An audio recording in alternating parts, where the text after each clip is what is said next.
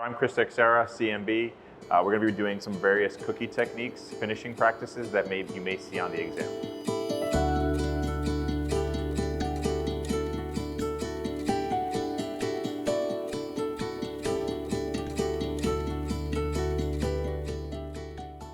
Depending again on the size of the scoop that the evaluators are looking for will determine the pre-scoop weight. So what I'm doing here though is just scooping. I'm looking for a flat level scoop. Again, the portion scoop will make your cookies the same size. Again, the creaming method or misscaling will determine if they're all uniform. I would recommend that you place these cookies in the fridge before baking them. Otherwise they will for sure spread. If you go right from mixing to baking.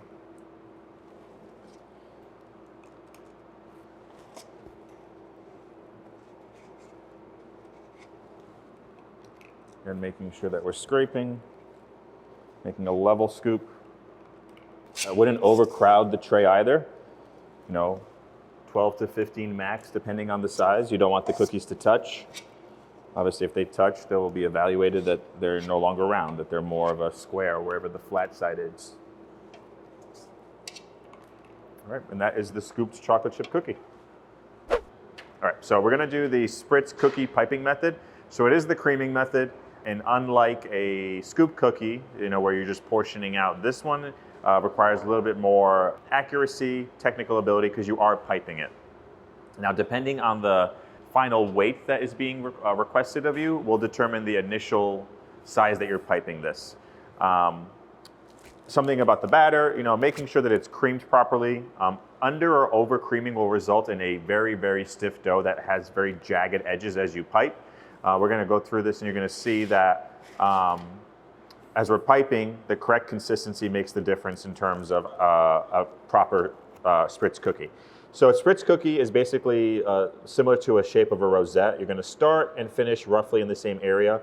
I'll do some variations of what we're not looking for, just because those are not necessarily spritz cookies and they end up with a really bad result. So first we're going to start with actually what we're looking for. So I have set down the parchment paper so the parchment paper doesn't move. So we're going to start in the center and we're going to go around and we're going to come back. Now, we are going to have an area in the middle that we're going to be putting jam in. So, again, going around, coming off. Going around, coming off. Going around, there's a rosette coming off. What we're not looking for is things like this. So we're not looking for double. We're not looking for you to go around and around again. Right, we're not looking for a cupcake topping. We're looking for a flat cookie. So again, starting flat, going around, and stopping there. The center is where you're going to have the jam. Some other things that we've seen people do is you do this, right, and then they go, for some reason, they do this on top. So you end up with a very thick cookie. This cookie is going to be very underbaked in the middle while the outside gets browned too quickly. So I will say that you can see on this that there was proper creaming because the edges of the scallop of the rosette is not jagged.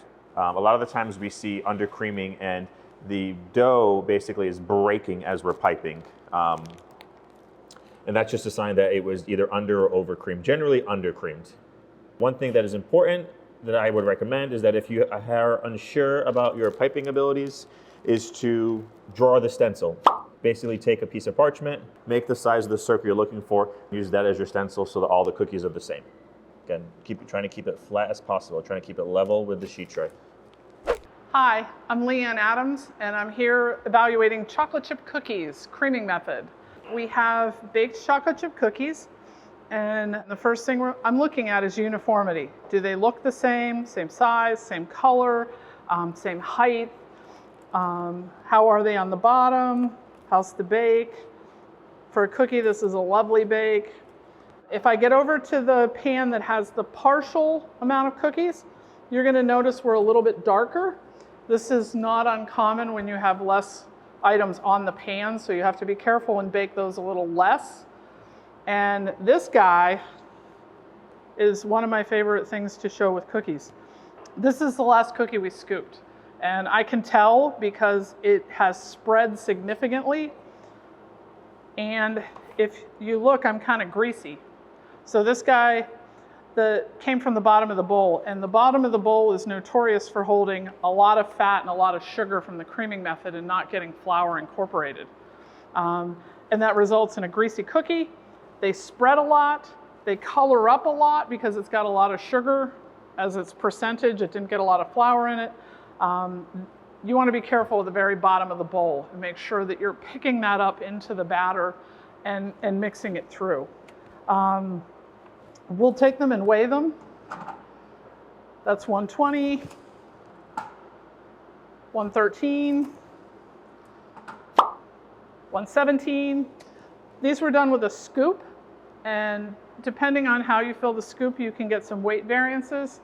If you want to be a little more accurate on the test, you can take the scoop and then deposit it onto the scale and just check, and then you can just adjust a little bit here and there and get them the same weight. But these are absolutely acceptable cookies that will pass this exam. We'd lose a little bit of points on weight and uniformity, but all very good. When you break the cookie open, one of the things we're going to check for is the very middle is baked, the very edges are not overbaked, and then we're going to get to eat them and evaluate the taste. So, passing chocolate chip cookies.